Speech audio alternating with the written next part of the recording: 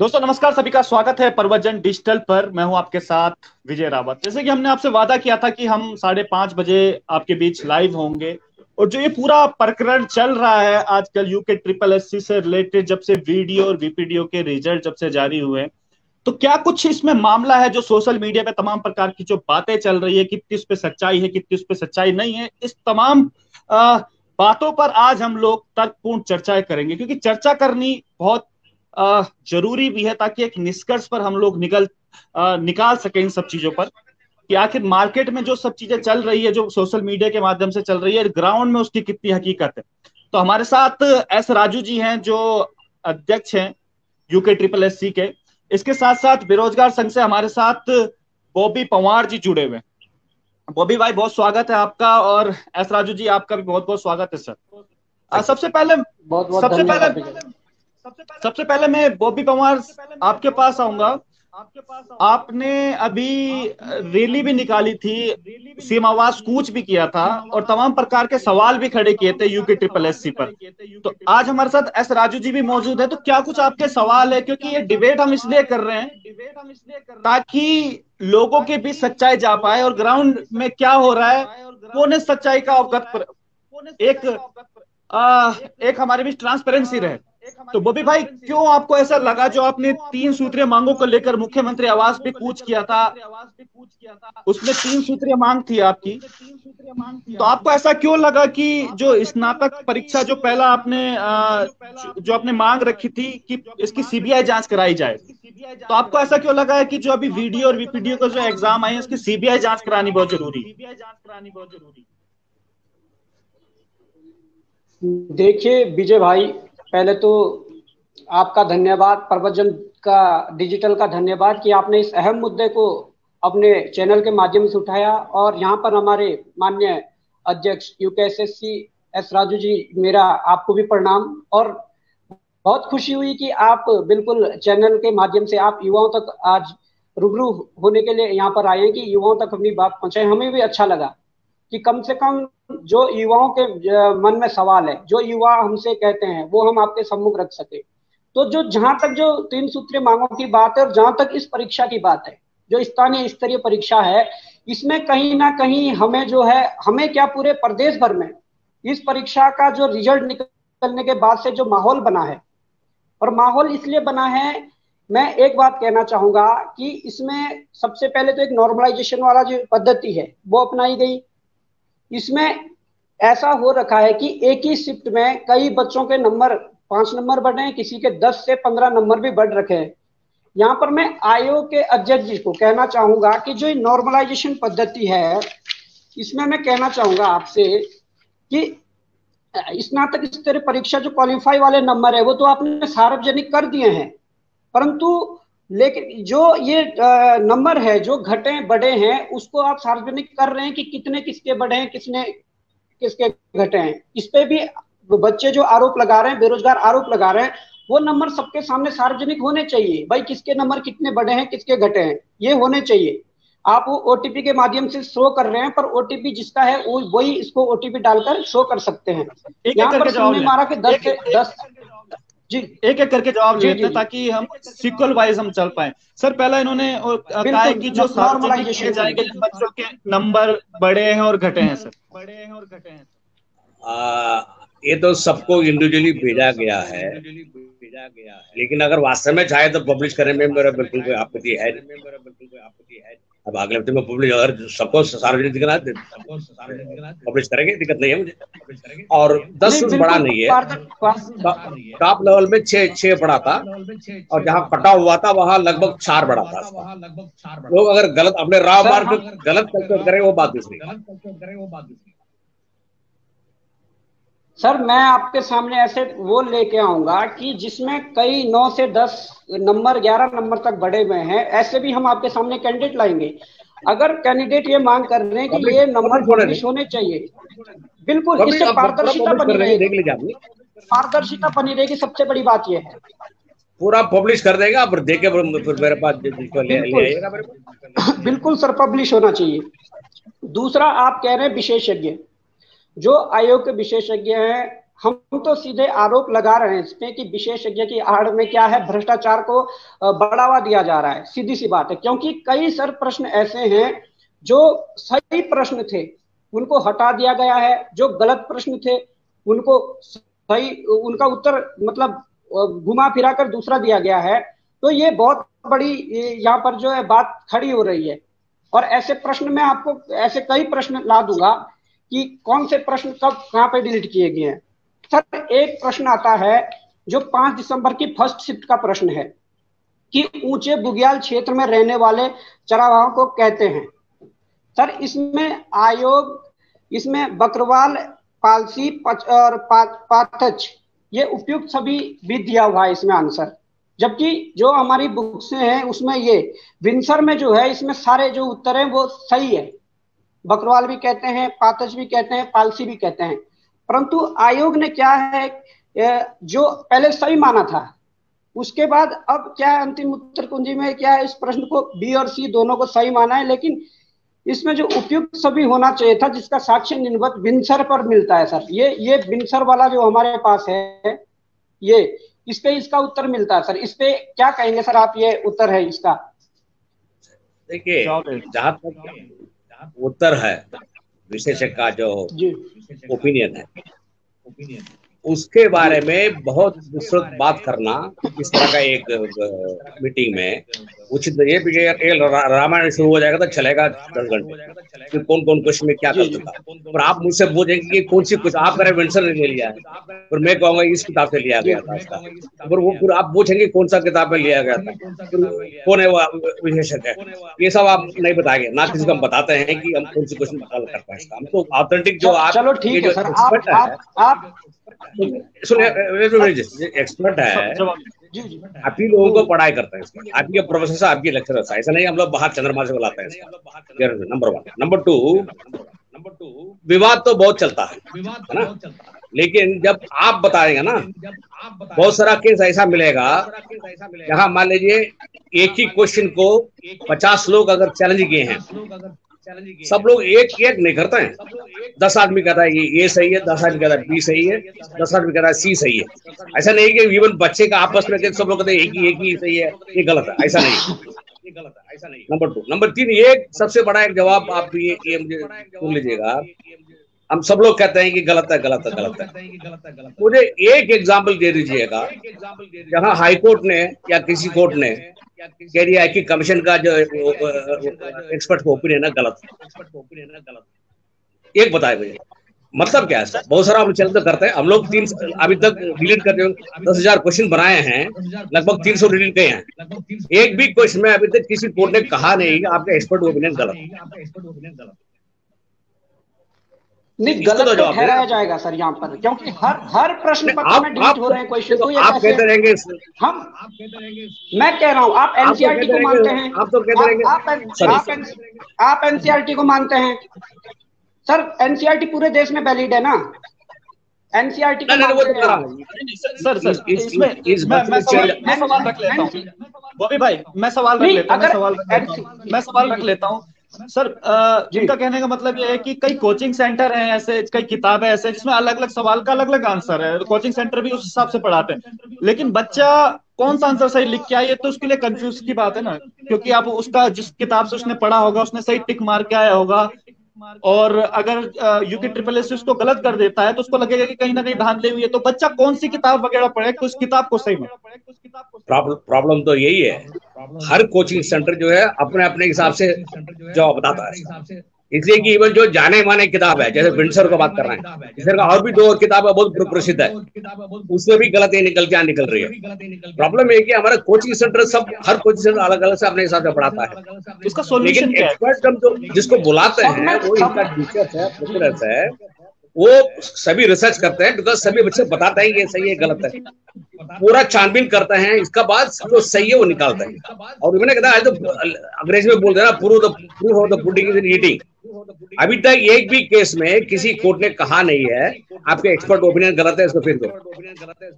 एक भी अभी तक पता नहीं कितना कोर्ट क्या एक पक्ष को सुन के अपना डिसीजन दे दे, उसमें क्या, जब दूसरे पक्ष ने अपनी बात ही नहीं रखी होगी। मैं आपसे कहना चाहूंगा, आप एनसीईआरटी को मानते हैं, आप इसका जवाब दे दिए। आप बिनसर छोड़िए, आप परीक्षा वाणी छोड़िए, आप एनसीईआरटी को नॉट नेसेसरली कभी हमने एक भी देखा है कि एनसीईआरटी की इंग्लिश में एक है, हिंदी में दूसरा है, but on the whole NCERT को थोड़ा बहुत मानते हैं, लेकिन ऐसा नहीं है कि वो एनसीईआरटी में हमेशा कभी इंग्लिश में। अगर एनसीईआरटी को मानते हैं, यदि एनसीईआरटी को मानते हैं तो ठीक है। तो मैं आपको कहना चाहूंगा, इसमें एक क्वेश्चन आया था आपके, ये इसमें आया था कि निम्नलिखित शब्दों में से शुद्ध वर्तनी वाला शब्द क्या है। दृष्टव्य, दृष्टव्य, ये दोनों ही शब्द सही थे। मतलब आपने इसमें क्या है, दृष्टव्य जो फर्स्ट में दिया गया था, आपने वो उत्तर नहीं मान के दूसरा वाला उत्तर माना था, परंतु इसमें फर्स्ट वाला जो उत्तर था वो डॉक्टर हरदेव बहरी, ये एनसीईआरटी की बुक है सर, कक्षा 10 की बुक है, एनसीईआरटी की बुक है, इसमें ये दिया गया है दृष्टव्य का मतलब है दिखाई देने योग्य, और ये भी सही था, ये एनसीईआरटी में है। एक दूसरी बुक है, वो भी कक्षा 10 की बुक है एनसीईआरटी की, उसमें भी दृष्टव्य दिखाई गया है। इन पर ये गंभीर विषय है और इस पर बात होनी चाहिए कि एनसीईआरटी को आपने गलत करार दिया है, सबसे बड़ी बात है। और मैं पूछूंगा सर जी, एक क्वेश्चन मैं पूछ रहा हूँ, ये एक प्रश्न आया था कि उत्तराखंड की सबसे बड़ी प्रवाह प्रणाली क्या है, जिसमें आयोग के ऑप्शन थे यमुना, गंगा, रामगंगा और उपयुक्त में से कोई नहीं। अब आप देख लीजिए, एनसीईआरटी का स्रोत हमने लगाया यहाँ पे, उत्तराखंड की जो लोकल किताबें हैं उसमें गंगा का जो है आपके देवप्रयाग से लेकर जो अंत तक है उसमें 90 किलोमीटर माना गया है, परंतु उसके बाद जो एनसीईआरटी का स्रोत है उसमें 110 गंगा को दिखाया गया है। बावजूद इसके आपने अगर उपयुक्त में से कोई नहीं, जो ये लास्ट ऑप्शन दिया था, अगर वो नहीं होता तो इसमें हम गंगा को मान सकते थे, अगर काली नदी ऑप्शन ना होते और गंगा होती, परंतु इसमें ना काली नदी ऑप्शन है। काली नदी 252 किलोमीटर का प्रवाह है उत्तराखंड में, तो ये एनसीईआरटी का स्रोत है सर, ये हम एनसीईआरटी पर बात कर रहे हैं, इसको तो देखना पड़ेगा ना। कई हजारों बच्चे जी, चलिए अब जवाब सुन लेते हैं बॉबी भाई। हजारों बच्चे इन क्वेश्चनों से अंदर बाहर हो चुके हैं। ठीक है, अगर मैं आपको दिखा दूंगा कि कितने बच्चे इसके खिलाफ लिखे होंगे, जो क्वेश्चन मैं आपको पहले बता दिया है, जब ऑब्जेक्शन करते हैं ऐसा नहीं है हर बच्चे जो आप कहते हैं वो कहते हैं, कई बच्चे कहते हैं दूसरा भी कहते हैं साहब ये सही नहीं, ये सही है, और कुछ बच्चे ये बिल्कुल सही है जो आपने आंसर बताया, ऐसा भी बताते हैं। तो अगर इसको हम शुरू कर देंगे तो रामायण हो जाएगा, दिन भर इसमें बात करते रहेंगे। सर आपको स्पष्ट करना पड़ेगा ना, कुछ बच्चे परीक्षा वाणी को वो मान रहे हैं, कुछ बच्चे विंसर को मानेंगे, परंतु जो वैलिड है, जो एनसीईआरटी है, जो बच्चे उस चीज को मान रहे हैं आपको उनका सही मानना पड़ेगा। ये मेरा कहने का मतलब है, इसमें आपको गंभीरता से सोचना पड़ेगा। एनसीईआरटी को हम यथासंभव एनसीईआरटी को मानते हैं, लेकिन एनसीईआरटी में भी एक दो जगह में इंग्लिश वर्जन और हिंदी वर्जन के बीच में देखा है, और कुछ विषय से कभी कहते हैं कि एनसीईआरटी में भी इन दो गलतियां मिलती है। ऐसा नहीं है कि एनसीईआरटी में सब कुछ सही है, लेकिन एनसीईआरटी में 99% सही है, ये माना जाता है। तो एनसीईआरटी की हम बात कर रहे हैं और उसी के आधार पर हम ये कह रहे हैं कि आपने कई जो सही प्रश्न थे उनको गलत करा है, और जो डिलीट करने योग्य प्रश्न थे उनको आपने डिलीट नहीं किया है, और बकायदा जो सही क्वेश्चन थे उनको डिलीट किया है। ये समस्या ये उत्पन्न हो रखी है। इसका हम छेड़ देंगे तो दिन भर बात करते रहेंगे, बिकॉज़ आप कहेंगे ये सही है, मैं कहूंगा गलत है, आप पूछेंगे कौन सा किताब है। मैं सॉल्यूशन सर इस बात का। सर भाई एक सेकंड, मैं सवाल पूछ लेता हूँ। सर का कहने का मतलब है कि बच्चे तो कंफ्यूज हो जाएंगे, तो कहीं ना कहीं आप भी मानते हैं ग्लिच है जो एनसीईआरटी और जो अदर बुक्स को पढ़ते हैं, कहीं ना कहीं ये ग्लिच बीच में है, तो ये ग्लिच दूर कैसे किया जाएगा सर? किसी भी कमीशन में कभी बताते नहीं है कि हम कौन सी किताब को मानते हैं, मानते नहीं है। इसलिए कि वो इवन यूपीएससी में आपने कभी सुना है वो कहते हैं कि फला किताब पढ़ो, कभी बताते नहीं इसका, वो अभी पता है ही नहीं। तो एक्सपर्ट जो बताते हैं उसको हम सही मानते हैं, इसलिए सुप्रीम कोर्ट भी कहता है कि एक्सपर्ट की बात सही है। इवन सुप्रीम कोर्ट एक्सपर्ट की बात के ऊपर नहीं जाता, बता अगर एक्सपर्ट ने कह दिया, दैट इज वाई आपने पहले क्वेश्चन पूछा था। इवन टुडे किसी भी कोर्ट से अभी तक लिख के पिछले 5 साल में आया नहीं है कि फला कुछ आप एक्सपर्ट ओपिनियन गलत है। कुछ तो कारण होगा। अगर हम 300 क्वेश्चन डिलीट करने के बाद भी एक भी कमेंट आया नहीं कि आप क्वेश्चन आपने गलत डिलीट किया है, भले हम आपस में लड़ेंगे, बच्चे भी आपस में कहते हैं, एक बच्चा कहेगा।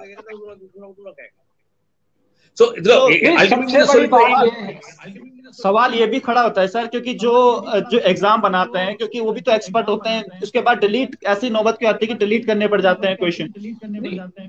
हमारे अध्यक्ष साहब कह रहे हैं कि यूपीएससी के भी एक्सपर्ट होते हैं, उनको वो वहां पे सवाल खड़े क्यों नहीं थे? वहां पे आपने इतनी मात्रा में क्वेश्चन डिलीट होते हुए देखे हैं, आप देख रहे नहीं, यहाँ तो झड़ी लगी हुई है। ऐसी आप परीक्षा बता दीजिए जिसमें आप क्वेश्चन डिलीट नहीं कर रहे हैं, तो ये कैसे विशेषज्ञ हैं? क्या जब प्रश्न पत्र बनता है तो विशेषज्ञों की निगरानी में नहीं बनता है?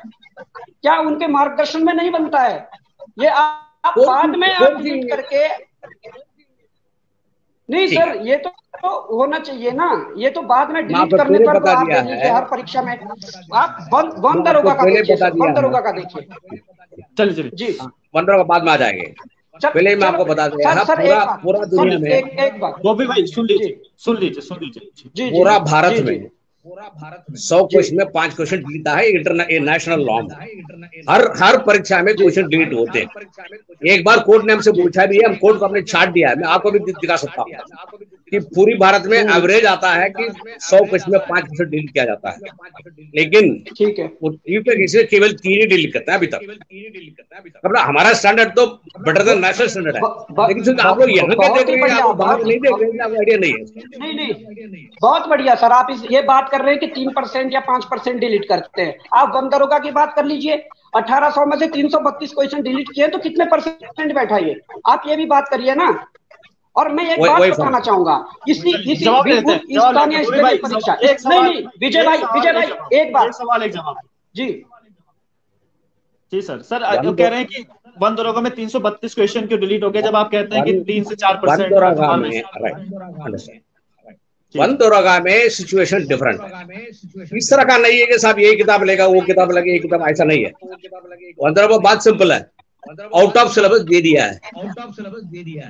वो जो जिस एजेंसी ने आपको रखे हैं उसको बनाने के लिए, उन्होंने आउट ऑफ सिलेबस दे दिया। अब क्वेश्चन ये है कि प्रॉब्लम कैसा सॉल्व करें, वो भी देख रहा हूँ। उसको गलत तो है तो गलत, 325 गलत तो रिलीज किया उसका, आउट ऑफ सिलेबस दे दिया, क्या करें? नहीं ठीक है विजय भाई, अध्यक्ष साहब ने मान लिया कि गलत है। 332 अधिक तो हो गया, लेकिन इसका सोल्यूशन क्या निकालना है वो हम लोग ढूंढ रहे हैं, क्या सोल्यूशन निकाल सकते हैं। दोबारा एग्जाम कराएंगे, सॉल्यूशन क्या निकालोगे आप सर? मैं एक बात बोलना चाहता हूँ, सॉल्यूशन आप क्या निकालोगे? ये वन दरोगा के पेपर होने से पहले मैंने आयोग को चिट्ठी लिखी थी कि जी ये एजेंसी है जो NSEIT है, ये वहाँ मध्य प्रदेश में ब्लैक लिस्टेड है, और आपके सामने 22 पेज का वहां पर जारी लेटर है जिसमें इनको ब्लैक लिस्ट किया गया है। आपने उस समय नहीं माना है, आपने कहा कि ठीक एजेंसी है, आपने उल्टा हमारे खिलाफ क्या है विधिक नोटिस जारी किया। क्या आप आज परिणाम देख रहे हैं उस एजेंसी का? उस एजेंसी ने सहायक लेखाकार की परीक्षा करवाई है, हमने सहायक लेखाकार की परीक्षा शुरू होने से पहले आपको लेटर दिया कि एजेंसी सही नहीं है, आप इस एजेंसी से उत्तराखंड के बच्चों का भविष्य के साथ खिलवाड़ मत कीजिए। परंतु सहायक लेखाकार के बाद आप देख रहे होंगे कि कितने खिलवाड़ हुआ है बच्चों के साथ। और सर मैं एक बात कहना चाहूंगा, उसी वन दरोगा की मैं बात करना चाहूंगा। कुछ प्रश्न है जो कि आपने एक प्रश्न है वो भी भाई एक सवाल का पहले जवाब NCERT वाले पहले जवाब लेते हैं, NSEIT वाले पहले जवाब लेते हैं। सर बॉबी पवार जी का कहना है कि पहले जो NSEIT है वो ब्लैक लिस्टेड संस्था है जो एग्जाम वगैरह करवाती है, जब पहले ही आपको बता दिया था तो उसके बाद दोबारा आपने उसका चेक नहीं कराया कि वो ब्लैक लिस्टेड है कि नहीं है सर? हाँ, ये पहले मुझे बताया गया कि वो ब्लैक लिस्टेड है, फिर ये बॉबी पवार कोर्ट में गए थे, कोर्ट में क्या हुआ, कोर्ट ने इनका एप्लीकेशन रिजेक्ट किया। कोर्ट में यही कह के कहते हैं कि NSEIT ब्लैक लिस्टेड है, और कोर्ट ने कहा तुम गलत बोल रहे हो। कोर्ट ने गलत इसलिए बोला कि हम दोनों झगड़ा करेंगे, अल्टीमेट डिसाइड कौन करेगा? आप जब किसी को आप कहते हैं ब्लैक लिस्टेड है, कोर्ट ने कह दिया कि आप गलत बोल रहे हो, मैं थोड़ी कह रहा हूँ, कोर्ट बोल रहा हूँ। कोर्ट ने क्या कहा था वो भाई? इनका ब्लैक लिस्टेड नहीं है, कोर्ट ने कहा ब्लैक लिस्टेड नहीं है, कोर्ट में इन्होंने, ठीक है सर मैं बता देता हूँ, मैं कोर्ट वाला जवाब भी मैं आपको बता देता हूँ। हुआ क्या कि हमने जब आयोग में लेटर दिया कि एजेंसी ब्लैक लिस्टेड है, आप बच्चों के भविष्य के साथ खिलवाड़ मत कीजिए, तो इन्होंने हमारे खिलाफ विधिक नोटिस जारी किया और एग्जाम की डेट जारी कर दी। आनन फानन में जब कोर्ट की दौड़ लगानी पड़ी अभ्यर्थियों को, तो 2 दिन में क्या है, बेरोजगारों के पास इतना संसाधन नहीं है कि 1-2 दिन में सब कुछ एकत्रित कर सके, परंतु उसमें हम डॉक्यूमेंट पूरे नहीं कर पाए। वो एनएससी जो टर्मिनेशन लेटर है वो नहीं लगा पाए। तो हम आपको भेज देते हैं टर्मिनेशन लेटर, हम आयोग में मिलने आना चाहते हैं और आपको दिखा देते हैं कि ब्लैक लिस्टेड है, ठोक बजा के कहते हैं कि हाँ ब्लैक लिस्टेड है। और उसी वन दरोगा की मैं बात कर रहा हूँ जिसकी चल रही थी कि एक प्रश्न है सर, अंतर्राष्ट्रीय सौर संगठन का सचिवालय कहाँ स्थित है? बॉबी भाई आपसे भी सवाल है। बॉबी भाई पहले आपसे भी सवाल लेता हूँ। जब आप कोर्ट में गए होंगे तो क्या आपने पूरी तैयारी के साथ, जब आप इल्जाम लगा रहे हैं किसी पे कि भाई ये ब्लैक लिस्टेड कंपनी है, तो क्या आपने कोर्ट के सामने वो साक्ष्य क्यों नहीं पेश किए पहले कि ये ब्लैक लिस्टेड है ही पूरी कंपनी, जब आप UKSSC को जब आपने पहले ही सूचित कर दिया था? तो इस एजेंसी के खिलाफ लखनऊ में गंगनहर थाने में जो रिपोर्ट लिखवाई गई थी 2017 में, उत्तर प्रदेश की बात कर रहा हूं मैं, वहां पर जब ये हवा चलने लगी कि उत्तराखंड में ऐसा कुछ हुआ है, तो वहां पर उन्होंने थानेदार ने हमें वो FIR कॉपी नहीं दी उस दौरान, और हमारे पास समय 2 दिन का था कुल, वो नहीं मिल पाई वो चीज हमें उस समय। और आज हम कहते हैं कि ब्लैक लिस्टेड है और उसका सबूत हमारे पास है। आप लीजिए ना निर्णय, लीजिए ना उसका निर्णय। सर राजू सिंह से भी सवाल लेते हैं। सर, जब इन्होंने आपको बताया था कि ब्लैक लिस्टेड है, तो आपने भी अपने स्तर से उसकी जांच की थी कि ब्लैक लिस्टेड है कि नहीं है? हाँ किया। और उन्होंने कहा कि जो बताया जा रहा है यूपी में हम लोग ब्लैक लिस्टेड है, वहां समय एग्जाम कर रहे थे उस समय, जिस समय ये बात कहा जा रहा है कि जिस समय ये बॉबी पवार कोर्ट में गए थे ब्लैक लिस्टेड है उस समय, और वो भी इसको बेस था कि यूपी में कुछ हो गया गड़बड़, और यूपी में उसी पुलिस डिपार्टमेंट में वो एग्जाम एक करा रहे थे। नंबर 1। नंबर 2, ये जो दूसरे की बात कर रहे हैं अभी टर्मिनेटेड है, ये तो दिसंबर की बात है। इन्होंने पहले किया है कि ये बात कोर्ट में कहते हैं हर जुलाई में, अब दिसंबर में आके वो टर्मिनेट हुआ, वो भी अभी टर्मिनेट हुआ है। किस कारण से टर्मिनेट हुआ है? ऐसा नहीं है कुछ गड़बड़ मिला है, वो कह रहे हैं कि इन्होंने कुछ प्रोसीजर गलत अपनाया, तो ये नहीं लिखा है कि इन्होंने क्वेश्चन पेपर आउट कर दिया या इनकी वजह से गलत हो गया। वो कह रहे हैं कि इसमें इन्होंने कोई प्रोसीजर जो फॉलो करना था कंप्यूटर में डाउनलोड अपलोड करने में, वो गलत कर दिया है, इसलिए उनको फिलहाल उनको टर्मिनेट किया है। लेकिन ब्लैक लिस्ट दूसरा है। ब्लैक लिस्ट का मतलब ये कहना है कि पूरा दुनिया में किसी जगह पे काम नहीं करोगे, ब्लैक लिस्ट दूसरा, टर्मिनेशन दूसरा। सर मैं आपको बताना चाहूंगा, मैं आपको बताना चाहूंगा कि जब वहां पर छेड़छाड़ हुई है, जब प्रश्न पत्र लीक किए गए हैं, उन्होंने ऑनलाइन प्रश्न पत्र जो करवाते हैं, तो उनको टर्मिनेशन किया गया वहां पर, सीधी सी बात है। पर जब हमने आपको ये बता दिया था कि ये एजेंसी ऐसी है कि इनके साथ ऐसी घटना हो सकती है, एक स्टेट की बात नहीं कर रहा हूँ, उत्तर प्रदेश, MP, तमिलनाडु में इनके साथ ये घटना हुई है, तो आप उसी को क्यों एक्सेप्ट करना चाहते हैं? यहाँ पर समस्या ये है, आपको बताने के बावजूद। आपकी प्रॉब्लम ये है कि बिना प्रूफ आप बोलते रहते हो, कोर्ट में गए, बताइए, ये सब अभी बोलते हो, कोर्ट में कहा क्यों नहीं? कोर्ट में खुद अपने मुंह से बोल रहे कि हाँ दिसंबर में टर्मिनेट कर दिया गया है। अब भी क्या हुआ? टर्मिनेट हुआ ना, ब्लैक लिस्ट हुआ नहीं, टर्मिनेट हुआ है। बताए मुझे। अगर आपकी एजेंसी इतनी अच्छी है, ठीक है, मैं सवाल पूछ लेता हूँ सर। पवार जी, मैं सवाल पूछ लेता हूँ सर। किनका कहने का मतलब यह है कि भाई जब NSCIT ब्लैक लिस्टेड संस्था है, तो किसी और संस्था से आपने क्यों नहीं कराया एग्जाम? और भी संस्थाएं तो होंगी जो एग्जाम वगैरह करा सके। हमने टेंडर फ्लोट किया है। टेंडर फ्लोट करने में अल्टीमेटली पहले 12 पार्टी आई थी, फिर 6 पार्टी आई थी, शॉर्टलिस्ट किया।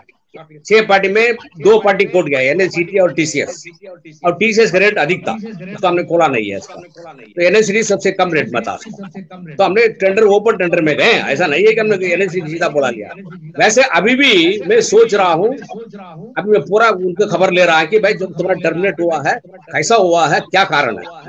जहां तक ऑर्डर है उसमें केवल इतना लिखा है, ऐसा कोई हम ये नहीं बता रहे, जो व्यापम बोर्ड कहता है, हम ये नहीं बता रहे हैं कि इनकी वजह से कुछ भी लीक आउट हुआ है, लेकिन उन्होंने कुछ प्रोसीजर ठीक से जो बड़ा पालन नहीं किया है, उसके वजह से वो टर्मिनेट किया, नहीं तो ब्लैकलिस्ट कर देते हो। अभी तक उन्होंने ब्लैकलिस्ट नहीं किया, इसलिए कि अभी भी वहां पुलिस जांच चल रही है, ये क्वेश्चन पेपर लीक हुआ है या नहीं हुआ है। अगर हुआ है तो कौन कारण है उसका? अब ऑर्डर पढ़ लीजिए, साफ साफ लिखा है। अब इसे नहीं कर रहे हैं कि वो क्वेश्चन पेपर लीक किया उसने university. That's about, if you read the read, I can show you the order. Sunday I can send the order. और फॉर एग्जाम्पल ये जो आरोप यार आप लगा रहे हैं तो समझ सोच को लगा करो। अब कहना बहुत आसान है कि 15 लाख ले लिया, 15 लाख ले लिया है। अगर मध्य प्रदेश का व्यापम जांच कर रहा है, मध्य प्रदेश की पुलिस जांच कर रही है, अगर मध्य प्रदेश का व्यापम जांच कर रहा है, मध्य प्रदेश की पुलिस जांच कर रही है, तो यहाँ पर बताने के बावजूद आपने उसकी जांच करना उचित नहीं समझा। इतने बच्चों के साथ वो खिलवाड़ होने दी और वो परिणाम सबके सामने है। वो मैं नहीं बोल रहा हूँ, आज हर बच्चा बोल रहा है कि गलत हुआ है। पर मैं उस बंद दरोगा की बात करूंगा, कोर्ट में जाओ, ये आपका तो सही ऑर्डर है। बडोनी साहब कहते हैं कि कोर्ट में जाओ, कोर्ट में इतना पैसा बेरोजगार कौन लगाएगा बताओ? 1-1, 1.5 लाख रुपए तो वकीलों की फीस है। इसी एनएससीआईटी की बात करूंगा, एक क्वेश्चन था अंतर्राष्ट्रीय सौर संगठन का सचिवालय कहाँ है, इसका उत्तर गुड़गांव था। ये बंद दरोगा की बात कर रहा हूँ सर मैं। ये 98 क्वेश्चन और द्वितीय पाली का क्वेश्चन है 23 जुलाई का, इसमें इसको डिलीट कर दिया गया। और यही क्वेश्चन उसी वन दरोगा में 19 जुलाई के द्वितीय पाली में था, वहां पर सही दिया गया। और ऐसे कई क्वेश्चन हैं जो एक पाली में सही दिए गए, दूसरे पाली में गलत दिए गए, हमारे पास प्रूफ है। और आपने तो सूचना के अधिकार में भी गलत जो दिया कि हमने क्या जो प्रश्न है ऐसा नहीं किया, हमने सही गलत नहीं किया है। आपका जवाब दूंगा मैं इसका। जहां तक बंद दरोगा का प्रश्न है, बंद दरोगा का प्रश्न में मैं आपको साफ साफ कह दिया है, आउट ऑफ सिलेबस क्वेश्चन दिया गया है। अब आउट ऑफ सिलेबस क्वेश्चन देने के बाद क्या उसको पूरा एग्जाम दोबारा करना है या उसको कोई मेथड करने के लिए? ये बच्चे मुझे लिख के दे रखे हैं कि साहब इसमें आपने एक शुरू में एक क्वेश्चन था, दूसरे में नहीं है, उसका हम दिखवा रहे हैं डेफिनेटली, इसलिए देर हो रहा। नहीं तो पहले मैं इसको डिस्पोज कर दिया होता। अभी तक कोई निर्णय नहीं लिया गया, जो सही है मैं लूंगा। जांच करना बिल्कुल सर, इस पे जांच करना जरूरी है, क्योंकि इस पर एक ही प्रश्न को अलग अलग शिफ्टों में सही और गलत दिया गया है। अभी हम वर्तमान की बात कर लेते हैं, वीडियो की बात कर लेते हैं। तो आपने कुछ अभी कल को जो सीम आवाज कूच भी किया था और 3 सूत्रें मांग भी रखी थी। सवाल ये था कि आपको ऐसा क्यों लग रहा है कि इसमें घपला हुआ है? क्योंकि आप कह रहे हैं कि भाई क्वेश्चन डिलीट हो गए तो घपला नहीं होता है, तो आपको ऐसा क्यों लग रहा है कि घपला हुआ है? UPSSC जो आयोग है उसने धांधली इसमें करी, आपको ऐसा क्यों लगता है? क्वेश्चन डिलीट करना तो धांधली नहीं होता है? नहीं, धांधली करी है। एक क्वेश्चन डिलीट करना धांधली नहीं होता है। विजय भाई, मैं एक क्वेश्चन पढ़ना चाहूंगा। एक प्रश्न आया था, योजना के तहत देहरादून से पंतनगर के बीच हवाई सेवा संचालित करने की जिम्मेदारी किस कंपनी को दी गई थी? अब आप बता दीजिए, जिस कंपनी को दी गई थी वो कंपनी अपने उसमें डाल रही कि हमने शुरू की थी, पर आयोग उसे गलत ठहरा रहा है ना। मिनिस्ट्री ऑफ सिविल एविएशन, इसमें वो इनकी साइड में वो दे रहा है कि हमने करी थी ये सेवा शुरू, परंतु आयोग ने उसे गलत दिया है। आप बता दीजिए, जिस बच्चे ने ये पढ़ा होगा, जिस बच्चे का ये प्रश्न सही होगा, उसमें तो आप अन्याय हुआ ना। और सर एक प्रश्न और है, बछेंद्री पाल वाला जो प्रश्न था वो आपने इससे पहले 1.5 साल पहले फॉरेस्ट गार्ड के पेपर में सही उसको दिया है। एक्सपर्ट आपके एक ही है ना, तो उन एक्सपर्टों ने उस समय उस प्रश्न को सही दिया और अभी जाके इसको गलत दे दिया, तो ये गलत है। ये सवाल आप जियोग्राफी जवाब लेते हैं। आपके क्वेश्चन को तो ऑल मुझे जवाब दे दिया है, बार-बार उनको बात मत करिएगा। ये वर्तमान में जो आरोप लगा रहे हैं कि 15 लाख लिया गया है, बेईमानी चली थी, वो तो कह रहा है इनकी आदत ही, वो बाबू जी की आदत ही यही है कि ऐसे बोल देते हैं, ऐसे बाबा बोल देते हैं, प्रूफ नहीं रहता है। हम आपको इस बारे में बात कर लीजिए, इस बारे में बात कर लीजिए, मैं तैयार हूँ इस बारे में बात करने के लिए। आप इस बारे में बात कर लीजिए, छोड़िए प्रश्नों को छोड़िए। पहले इस सवाल का जवाब ले लेते हैं। सर, इन्होंने कहा था कि जो बिछेंद्री पाल वाला जो सवाल था, आप जब UPSSC ने वो एग्जाम करवाया था, वहां पर उसका जो जवाब था वो सही माना है, लेकिन जो आपके एग्जाम में वो गलत माना है, ऐसा क्यों हुआ? इसको ऐसे मैंने कहा, सवाल के अंदर हम घुस जाएंगे तो वो तो दिन भर चलता रहेगा इसका। लेकिन इसमें अगर हम just as an example I can say that ये बछेंद्री पाल का जो उनका बायोग्राफी है, ऑटोबायोग्राफी देख लीजिए, वही डेट को हम लोग सही माने। जस्ट हम गिविंग एग्जांपल, लेकिन मैं इसके अंदर नहीं जाऊंगा। अगर जाना शुरू करूंगा तो आपको ऑलरेडी जवाब दे दिया है। अगर कमीशन के एक्सपर्ट गलत है तो ये कैसा है कि अभी तक एक भी कोर्ट ने कहा नहीं कि तुमने गलत दिया है, अभी तक एक भी नहीं हुआ केस। उसका कारण क्या होगा? कुछ तो होगा। कमीशन के अगर कोर्ट कहता है कि ये कमीशन हमेशा बॉबी पवार कहते हैं, लेकिन कोर्ट ने कभी कहा है कि कमीशन जो है हमेशा गलत जवाब देता है? कोर्ट तो आप छोड़ ही दीजिए ना। आप एक प्रश्न ऐसा है कि आप पहले प्रश्न पत्र में सही दे रहे हैं, फिर दूसरे प्रश्न पत्र में उसको गलत दे रहे हैं, तो ये तो बड़ा अन्याय है ना। ये दोहरा वो क्यों सर मापदंड? आप तो कोर्ट में जाके देख लीजिए ना। अब ये आपको बता दिया ना, वन एग्जाम्पल बता दिया है अभी। जाकर देख लीजिए। नहीं सर, सही देखिए, कोर्ट ही जाना होगा तो एक बार सर सवाल आप जो करा कहते रहे, मैं जो करा कहते रहूंगा। जो ये लाल बिल्डिंग अल्टीमेटली फैसला कौन लेगा? करो, जब कोर्ट से ही सारा समाधान करना है, जब कोर्ट से ही सारा समाधान करना तो इसे बंद करो। वहां पर क्यों मोटी मोटी तनख्वाह दे रहे हैं लोगों को? सवाल का जवाब, सवाल का मैं ये कह रहा हूँ सर, अगर हर भर्ती का, हर प्रश्न का हर समाधान यदि कोर्ट में है तो कोई इसे बंद करिए, अधीनस्थ सेवा चयन आयोग को बंद करिए जब कोर्ट में ही जाना है। समाधान कोर्ट में नहीं है। मैं आपको एग्जाम्पल बता रहा हूँ, अगर मेरे उसमें आप सर्टिफिकेट नहीं है तो आप कोर्ट में जा सकता है। पहले मुझसे तो पूछ लीजिएगा। अभी कल गए थे आप लोग मेरे पास, कभी मेरे पास आए थे आप लोग? आप लोग इतना आंदोलन आरोप लगा रहे हैं, कभी मेरे पास आए थे आप लोग? आए नहीं ना। आप बड़ोनी साहब को आरोप लगा रहे हैं, पूछिए, वो मिलने का समय देते हैं। ये मेरे पास कब आए थे? कभी मुझसे पूछा आपने? अगर बड़ोनी नहीं मिलता था इसको लेकर कई छात्र आपके पास आए हैं, ये मैं कहता हूँ। और हमारे मित्र हैं, हमारे छात्र हैं, हमारे साथ के छात्रों कई बार आपके सामने आए हैं। भाई छात्र का छोड़िए, आप या राम कंडवाल मेरे सामने आए थे कोई? आप लोग इतना ऑर्गेनाइज कर रहे हैं। आपके सामने आऊंगा, कल आपके सामने आऊंगा ये सब लेके। बस आप कल आप आने की जरूरत नहीं है उसका, लेकिन अब मैं आपसे पूछ रहा हूँ कि अभी तक आपने मेरे पर आए भी नहीं है, और आप जब तक आप अनर्गल आरोप लगाएंगे उसको साबित नहीं करेंगे, आप जब मेरे पास आएंगे प्रूफ के साथ आ जाइएगा कि किसने 15 आग ले आया, किसमें कौन कौन गड़बड़ा था, जब प्रूफ के साथ आइए। सर एक बात है, मैं आपके सामने कुछ लिस्ट रखूंगा, मैं आपके सामने कुछ लिस्ट रखूंगा। हम 15 लाख या 20 लाख 10 लाख गोपनीय नहीं है, गोपनीय नहीं है। अभी ओपनली दिखा दीजिएगा इसका, मैं तैयार हूँ उसका, मैं चैलेंज लेने का तैयार हूँ। ओपनली दिखा दीजिएगा, वो ओपनली इस फोरम में दिखा दीजिए, सबको दिखा दीजिए कि आप लगा रहे हैं। आप जांच करोगे, जांच की मांग करोगे सर? वो तो मैं करूंगा, मैं तो हमेशा करूंगा, मैं जांच करूंगा, मना थोड़ी किया है। हम कुछ ऐसे नाम देंगे जो प्रॉपर्टी डीलिंग करके आज सिलेक्टेड हुए हैं।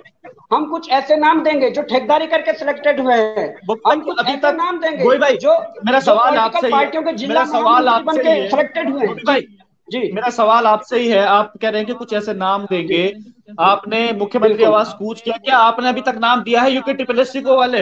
यार ना यूके ट्रिपल एससी को क्या नाम देना था? अभी हम मुख्यमंत्री के सामने वो नाम रखते हैं, परंतु यदि राजू सर यदि ये एक्सेप्ट करते हैं कि ठीक है आप आइए मिलिए और वो चीजें हमारे सामने रखिए, तो हम प्रोसेस वाइज चलना पड़ेगा ना। देखिए प्रोसेस वाइज चलना पड़ेगा ना। पहले हम यूके ट्रिपल एस से पहले, क्योंकि अगर आप कोर्ट भी जाएंगे तो कोर्ट भी आपसे पूछेगी भाई आपने कहाँ बताया ये सब चीजें, क्या आपके यूके ट्रिपल एस के संज्ञान में मामला है कि नहीं है। आपके पास प्रूफ होगा तभी तो आप कोर्ट को बताएंगे कि हम पहले उनके समक्ष रख चुके हैं, तभी तो आप इन्हें ब्लेम करेंगे। अभी तक किसी ने मुझे प्रूफ नहीं दिखाया है कि ये इसमें क्या गलती हुई। कहा जा रहा है कि 15 लाख लिया गया, ये कर रहे हैं, वो कर रहे हैं, बेईमानी हो गई है, लेकिन क्या प्रूफ है? कुछ तो बता दें। प्रूफ कल लेके बॉबी भाई कह रहे हैं कि कल प्रूफ जो उनके पास होगा, बिल्कुल कल प्रूफ लेके आपके पास पहुंचेंगे, पर जांच करनी पड़ेगी। ये नहीं है कि आज आप डिबेट में बोल रहे हो कि हम जांच करेंगे, जांच करने पड़ेगी सर।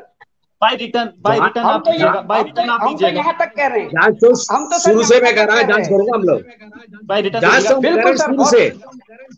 बहुत आभार है सर आपका कि आप एक जांच करेंगे। मैं तो यहाँ तक सर यहाँ तक सुनो जी लेट मी से वन मोर थिंग इस मौके पे। नंबर 1, शुरू से मैंने कभी मना नहीं किया जांच नहीं करेंगे।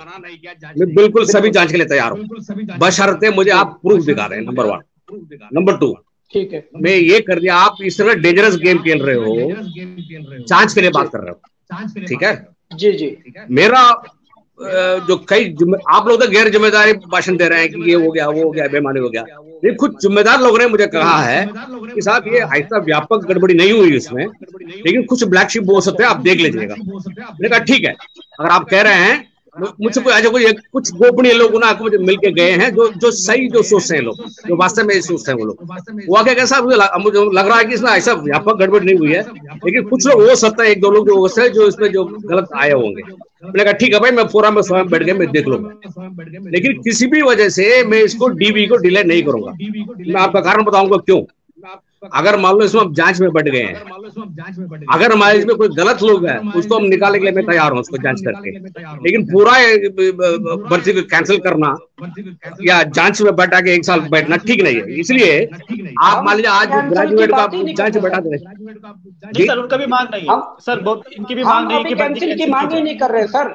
हम तो ये कह रहे हैं कि हम कुछ नाम देंगे, हम कुछ नाम देंगे, आप उनके ऊपर जांच बिठाइए। अगर आप ऐसा भी नहीं कर सकते हैं तो एक सर मैं एक बात और कहूंगा, जो 900 लोग हैं ना, जो सिलेक्टेड लोग हैं, आप उनका पेपर करवा दीजिए एक ही दिन में एक ही जगह पर, और उसी समय पेपर बनेगा 100 नंबर का, वही नॉर्मल जो पेपर बनता है। उसमें से अगर 200-300 लोग ऐसे नहीं हुए जो 40-50 नंबर पे लटकेंगे, तब बताना। आप ये जांच करवा दीजिए, दूध का दूध, पानी का पानी हो जाएगा। चलिए बाबा जी, ऐसा है, देखो मैं स्पष्ट रूप से आपसे बता रहा हूँ, मुझे भी लग रहा है कि इसमें 4-5 लोग हो सकते हैं जिनको जो है थोड़ा, बिकॉज ऑफलाइन एग्जाम में हमेशा कुछ ना कुछ होता है। हम जामा लगा रहे, जो भी लगा दें, अगर कॉलेज के प्रिंसिपल मिल जाता तो कुछ गड़बड़ हो जाता है। इन लोगों को छोड़कर बाकी लोगों को डीवी डिले नहीं करना चाहिए। प्रॉब्लम ये है ना, आप महसूस नहीं कर रहे कि क्या प्रॉब्लम क्रिएट कर रहे हो। मान लिया आपने ग्रेजुएट को अभी रुकवा दिया, मैं सीधा, अब बाबू का रिजल्ट निकलने वाला है, अभी बाबू का रिजल्ट, इंटरमीडिएट रिजल्ट निकलने वाला है 1 हफ्ते में। अगर मैं उसके में करना शुरू करूंगा, ग्रेजुएट का नहीं करूंगा, फिर ये ग्रेजुएट जो भी पास हो सब वहां चला जाएंगे, ज्वाइन करके उसी में कुछ जांच खत्म होने के बाद आप सबको रुकवा देंगे। जांच की बात कह रहे हैं, अगर इस प्रकार से कुछ ऐसा है तो जांच करेंगे उसकी। अब तो शुरू से मना कर रहा हूं, टाइम भी हमारा आप हो गया। लास्ट सवाल मैं आपसे ले लेता हूं सर, नॉर्मलाइजेशन के लिए बच्चे बड़े परेशान है, कहते हैं नॉर्मलाइजेशन सिस्टम समझ में नहीं आ रहा है, क्यों ना ऐसे भविष्य में कुछ इस तरीके से एग्जाम किया जाए कि एक ही पाली में सारे एग्जाम हो जाए। किस प्रकार का कुछ सोचा है यूपी आयोग ने, कुछ विचार कर रहे हैं इस पर?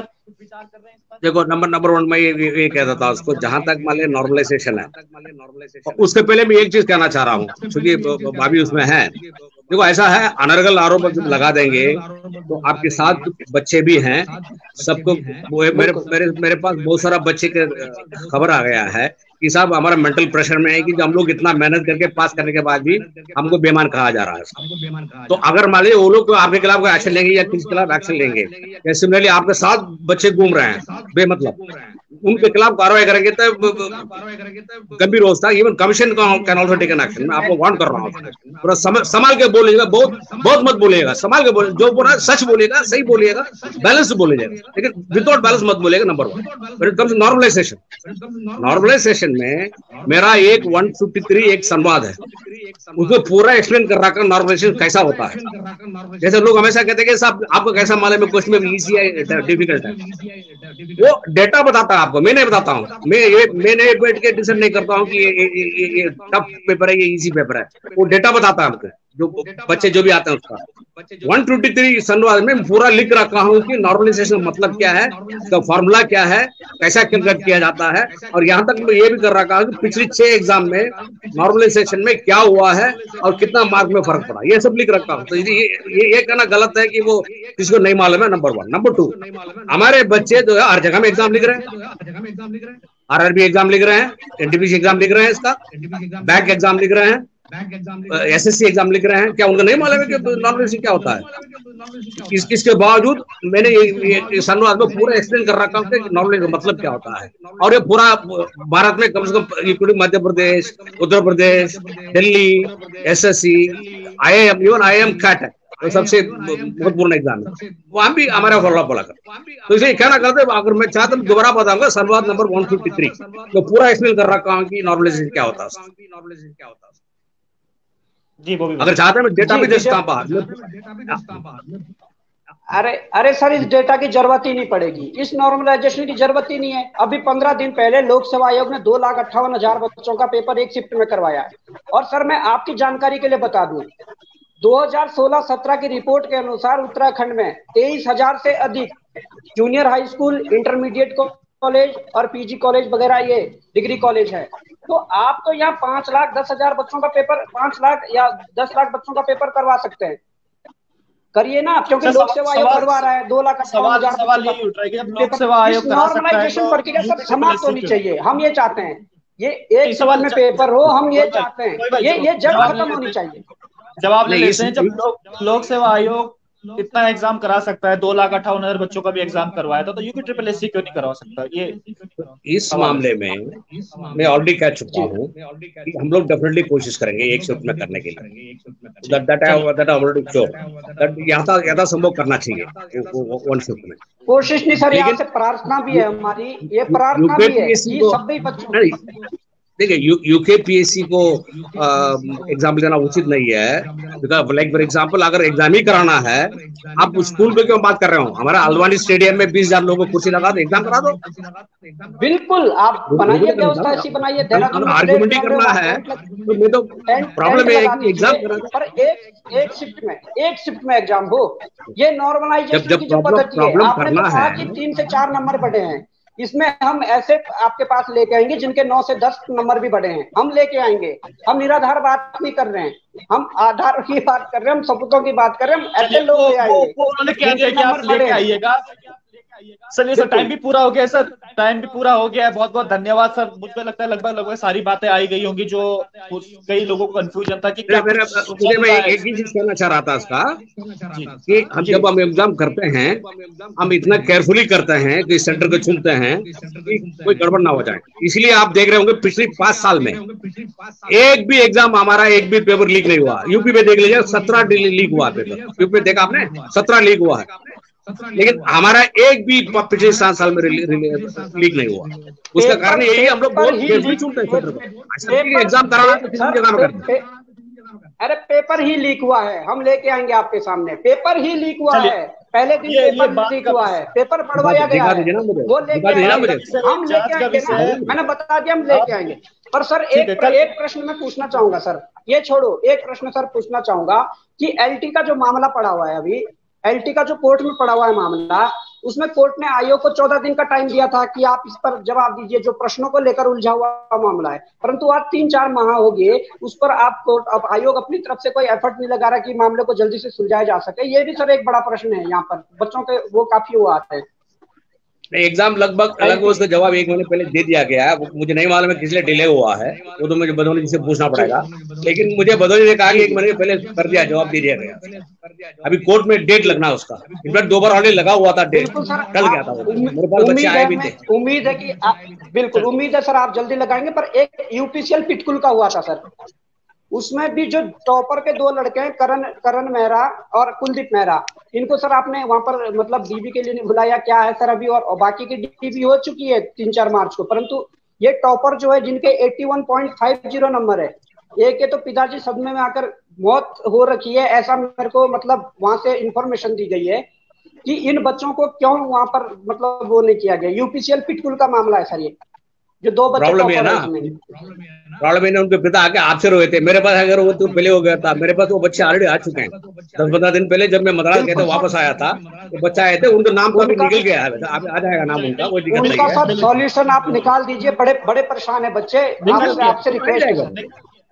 ठीक है, जी चलिए, बहुत बहुत धन्यवाद सर। टाइम भी पूरा हो गया, टाइम अप ही हो गया हमारा। बहुत बहुत धन्यवाद sir. S Raju ji sir, आपने हमें समय दिया, भूमि पवार जी आपने भी हमें समय दिया, और बहुत ही एक तर्कपूर्ण तरीके से, ट्रांसपेरेंसी तरीके से हम लोगों ने आज डिबेट करी। और ये डिबेट करनी भी बड़ी जरूरी है, क्योंकि एक बच्चा जब एग्जाम की तैयारी करता है तो उसके लिए बहुत मेहनत लगती है, और इस प्रकार की अफवाह जब सोशल मीडिया पर या कहीं चलती है तो उसकी सच्चाई जानना भी हमारा धर्म है।